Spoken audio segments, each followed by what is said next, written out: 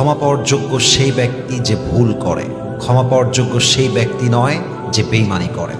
কারণ ভুল মানুষ না বুঝে না জেনে করে, আর বেইমানি আর প্রতারণা মানুষ জেনে বুঝে মানুষের বিশ্বাস নিয়ে খেলে। ঠিক কিনা বলেন?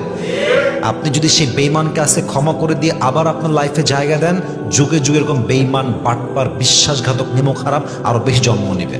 এজন্য বেইমানকে যদি মাফও করতে হয় আল্লাহর দিকে তাকায় থেকে মাফ করবেন, বাট সেকেন্ড টাইম তাকে আপনি আপনার লাইফে কখনো জায়গা দিবেন না। আর আমি একটা কথা প্রায় মাঝে মাঝে বলি যে বিশ্বাসঘাতককে আপনার লাইফে আবার জায়গা দেওয়া মানে হচ্ছে এরকম যে একজন আপনাকে গুলি করেছে, গুলি মিস হয়ে গেছে, তাকে আপনি আবার বন্দুক দিয়ে বলছেন ভাই গুলিটা আবার ভালো করে করো, আগেরটা মিস হয়ে গেছে।